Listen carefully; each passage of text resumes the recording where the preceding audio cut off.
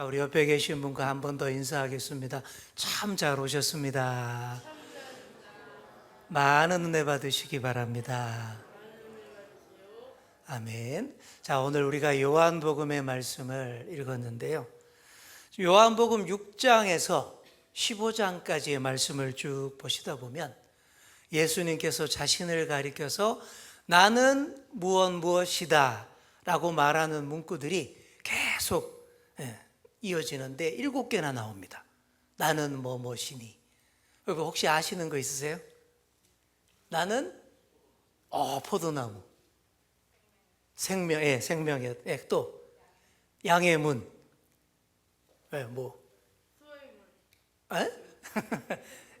자, 7가지가 나오는데 정답을 말씀드리면 나는 생명의 떡이니, 또 나는 세상의 빛이니, 나는 양의 문이다, 나는 선한 목자다, 나는 부활이요 생명이다, 그리고 내가 곧 길이요 진리요 생명, 그리고 마지막이 나는 참 포도나무. 이렇게 7가지가 나옵니다.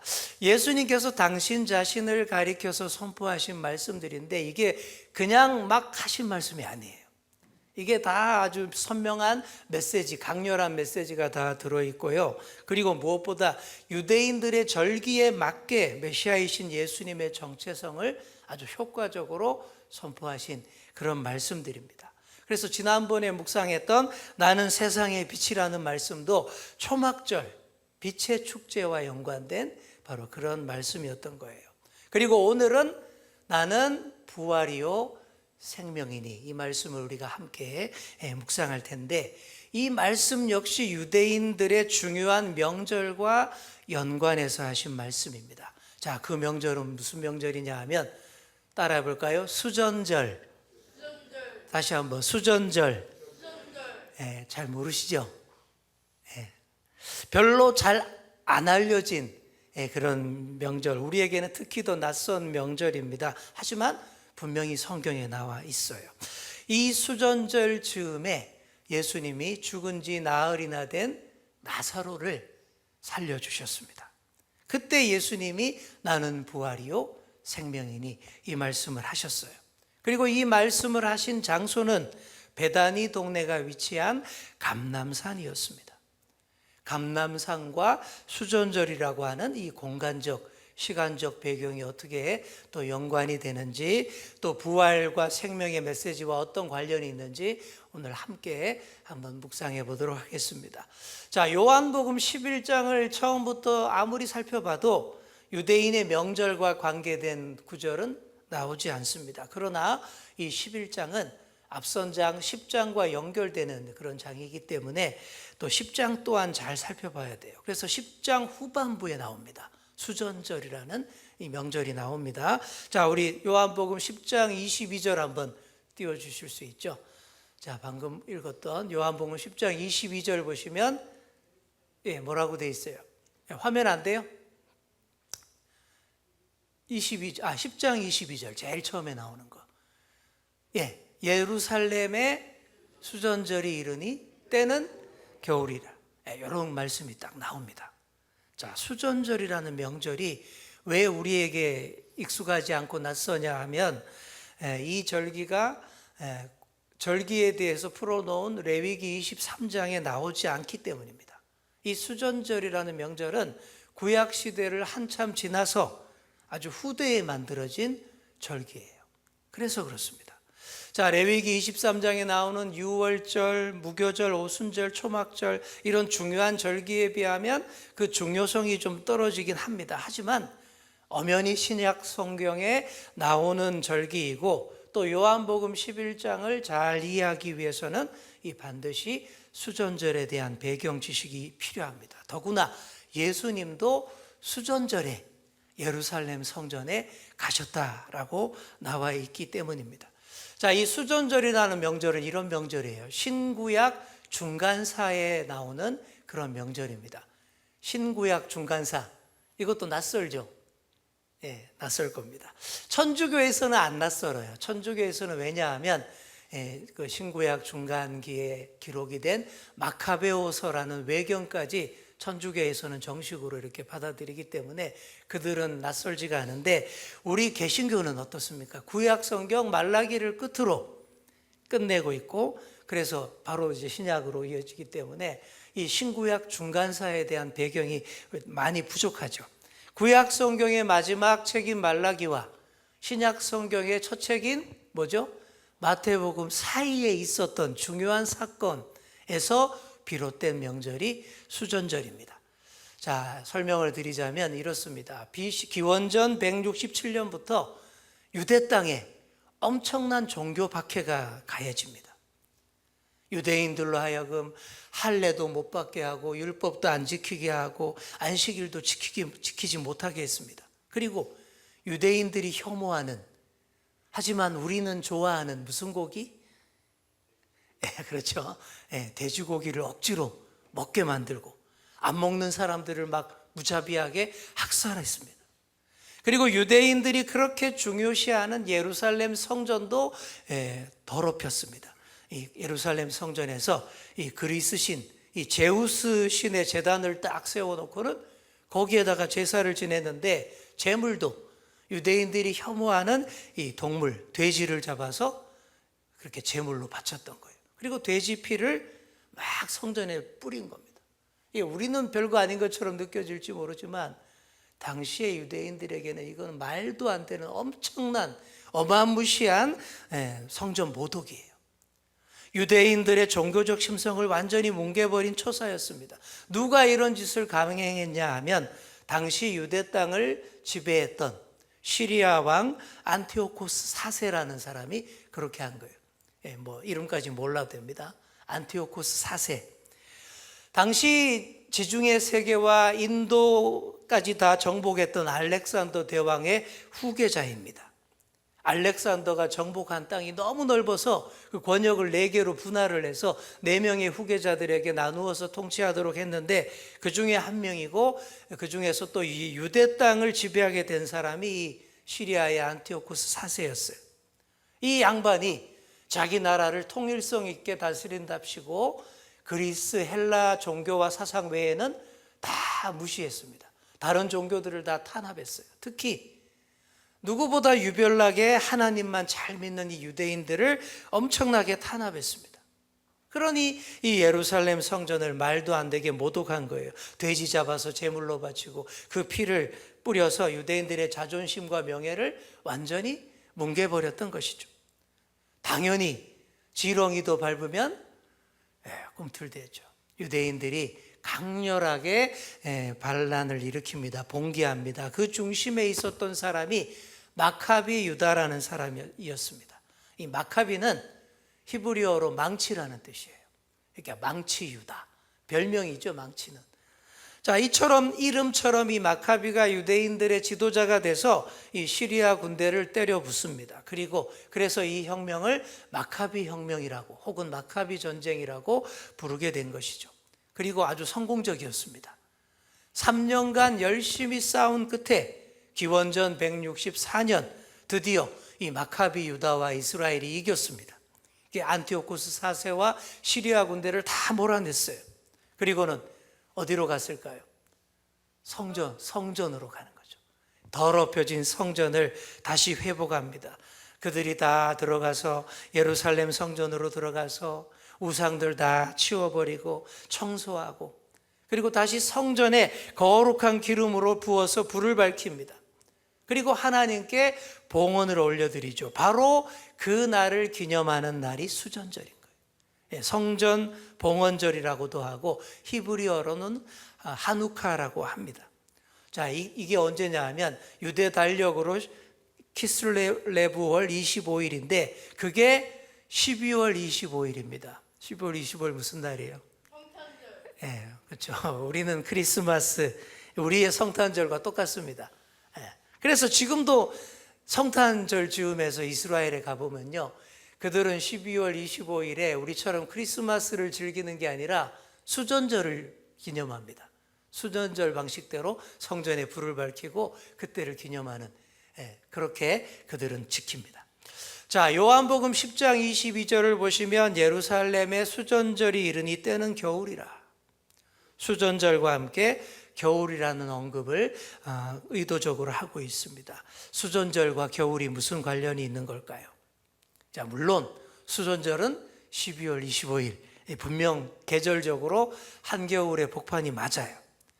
하지만 이게 단순한 계절적인 겨울을 넘어서 영적인 겨울을 표현하는 것입니다. 겨울이 어때요? 춥죠? 예, 사람이 다 움츠러들어요. 되게 추워요. 저는 추위를 많이 타서 겨울이 되면 더 움츠러듭니다. 예, 겨울은 저에게 있어서 그냥 쭈그리고 웅크리고 어둡게 있는 그런 절기입니다. 자, 영적인 겨울이라고 제가 표현을 했는데요. 수전절의 배경이 된 마카비 전쟁도 예수님 시대에서 불과 190년 정도 전에 일어난 일이었습니다.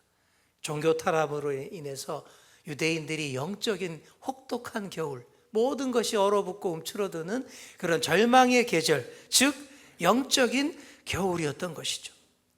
그런 수전절 겨울에 예수님이 성전에 나타나셔서 솔로몬 행각을 거니셨습니다. 자, 왜 솔로몬 행각을 거니셨을까요? 솔로몬 행각도 이 마카비 전쟁과 관련된 곳입니다. 예수님이 거니신 그 당시 예수님이 거니신 성전의 뜰은 헤롯이 확장한 성전이에요. 그렇죠? 그래서 헤롯이 성전 뜰을 남쪽, 북쪽, 서쪽 방향으로 확장했는데 동쪽으로는 확장을 못했습니다. 왜냐하면 그 동쪽 방향에는 이제 가파른 골짜기가 있었기 때문입니다. 그래서 솔로몬 행각이 헤롯이 손이 닿지 않는 그 동쪽에 있었던 것이고, 그래서 마카비가 성전을 정화하고 깨끗하게 했던 그대로 보존되고 있던 곳이 이 동쪽에 있는 솔로몬 행각이었어요. 그래서 예수님이 그 솔로몬 행각을 거니시면서 뭘 했을까요?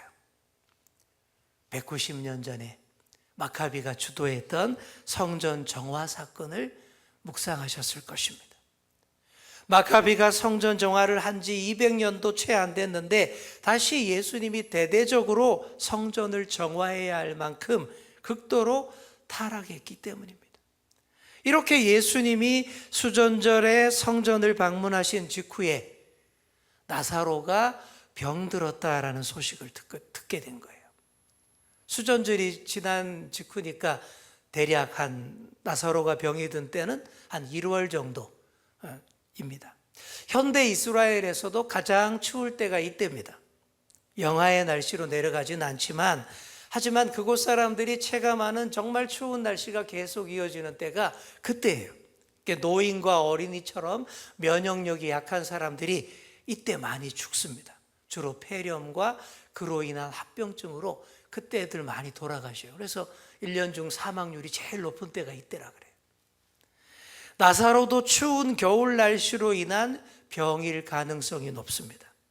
요즘처럼 항생제가 있는 것도 아니고 또 합병증으로 넘어가면 쉽게 목숨을 잃던 시절이었습니다. 그래서 수전절이 지나고 한겨울의 날씨를 견디지 못하고 병든 나사로의 이 상태, 이거는 당시 이스라엘의 상황과 너무 흡사했던 것입니다. 이 어떤 시절이었습니까?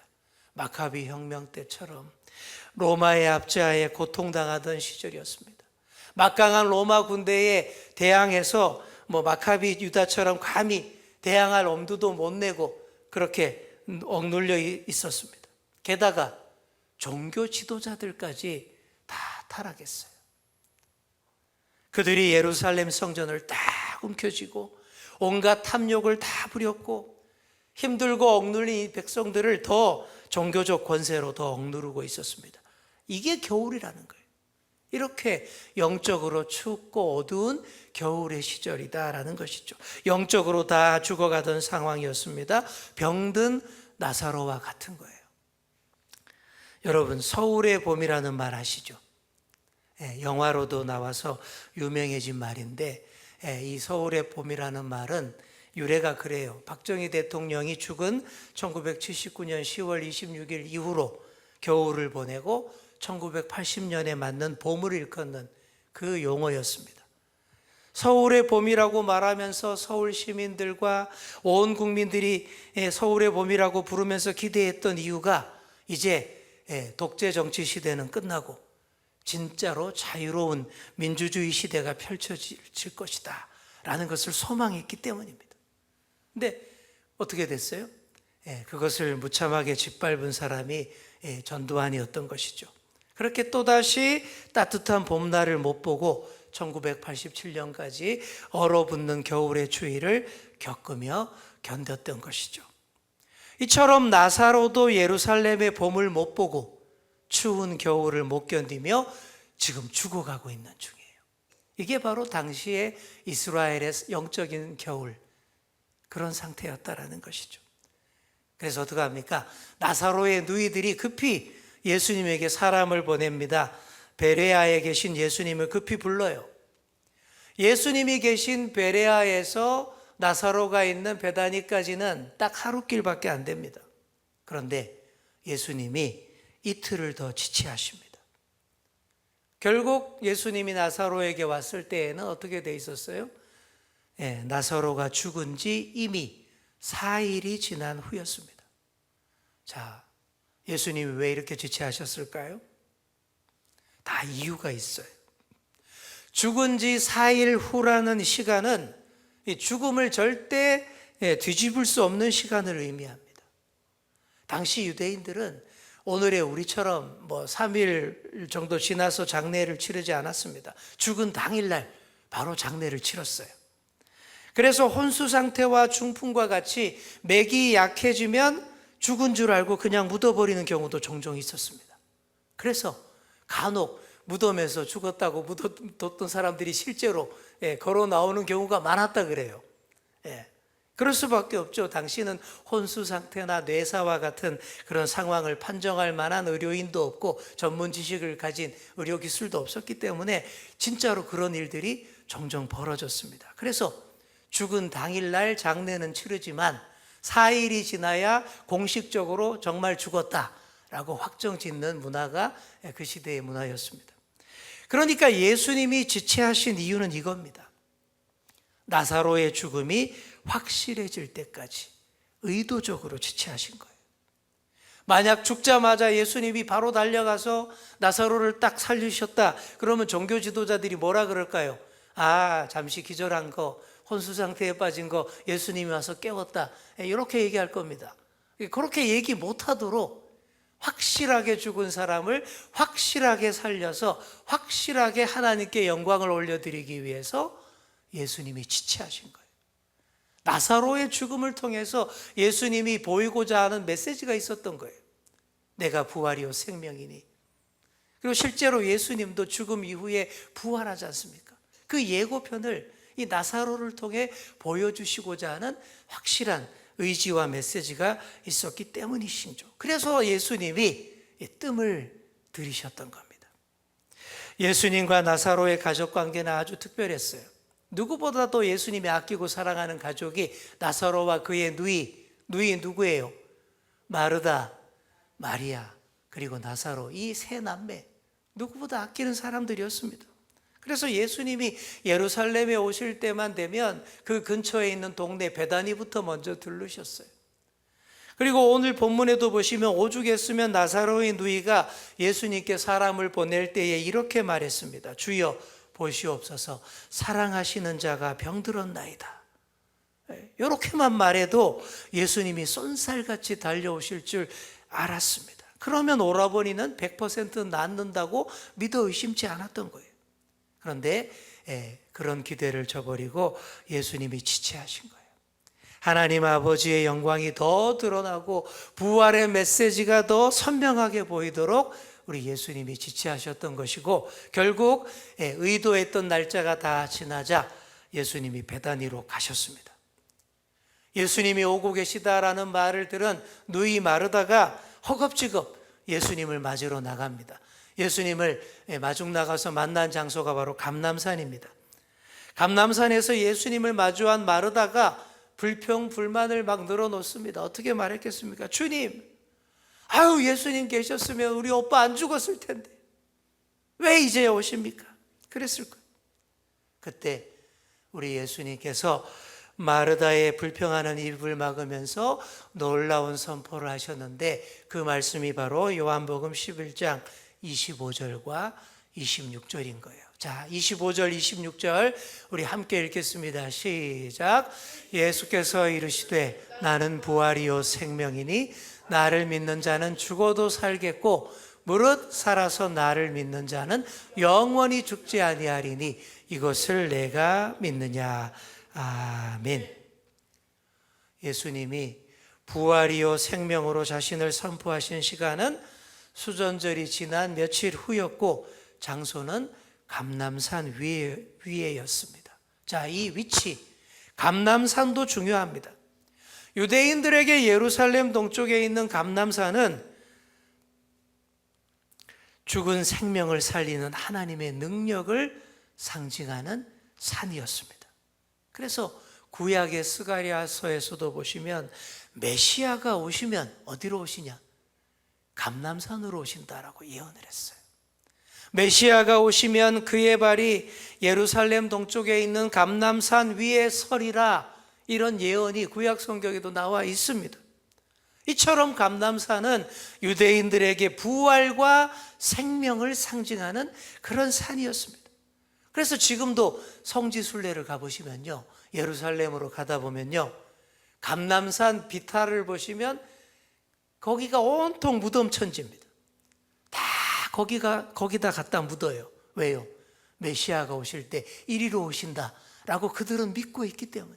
그러니 죽은 자들도 제일 먼저 메시아 앞에서 살아나리라, 이런 소망을 가지고 감람산 비탈을 전부 다 이렇게 완전히 그런 공동묘지가 없어요. 빽빽해요. 요만한 틈도 없어요. 다 그렇게 해놨습니다. 이처럼 죽은 생명이 살아난다고 믿는 감람산 위에서 예수님이 자신을 가리켜서 나는 부활이요 생명이니 라고 선포하셨으니, 이 얼마나 강렬한 메시지이고 그 배경을 잘 아는 이 마르다는 얼마나 확실한 부활의 소망으로 그 말씀을 들었겠습니까?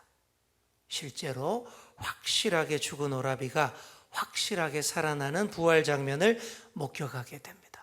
얼마나 놀라운 사건이었겠으며 또한 우리 하나님께서 얼마나 더 크게 영광을 받으셨겠습니까? 아울러 예수님 당신의 부활을 맛보기로 미리 보여주신 예고편이 되기도 했습니다. 사랑하는 성도 여러분, 오늘 우리가 수전절과 부활에 대해서 알아봤습니다. 수전절과 부활은 밀접한 관련이 있는 명절입니다. 모든 것이 얼어붙는 이 겨울의 한가운데 있지만 얼어붙은 겨울을 끝내고 따뜻한 봄날을 주실 분이 우리 주님이심을 명확하게 보여주시는 절기입니다.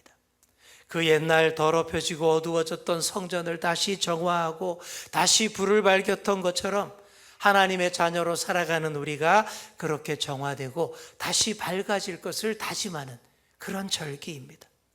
그 추운 절기 가운데에서 예수님은 나사로의 부활을 확신하셨습니다. 죽은 지 4일이나 지났던 나사로를 확실하게 다시 살려주겠다 선포하셨습니다. 이 말씀을 꼭 붙잡는 저와 여러분이 다 되시기를 축복합니다. 그래야 얼어붙은 이 겨울의 계절을 끝내고 따뜻한 봄날을 맞게 됩니다. 우리 여기 계신 분들도 겨울보다는 봄이 좋으시죠? 나이들이 다 있으셔서 추운 겨울은 아니죠. 간절하게 봄날을 기다립니다. 이제 겨울이 시작되는데 이제 또 봄날을 벌써 기다립니다. 주님의 말씀을 꼭 붙잡을 때에 우리에게 따뜻한 봄날이 오게 될 줄 믿습니다. 얼어붙은 겨울의 계절, 영적인 어둠과 추위 다 떨쳐버리고 따뜻한 봄날, 성전된 우리의 몸과 영혼을 주님께 다시 봉헌하며 감사하게 되는 여러분 되시기를 축복합니다. 추위와 죽음과 어둠 다 몰아내고 진정한 봄을 허락하시고 따뜻한 봄날을 허락하실 우리 주님께 감사와 찬양, 영광 올려드리는 우리 모두가 될 수 있기를 간절히 축복합니다.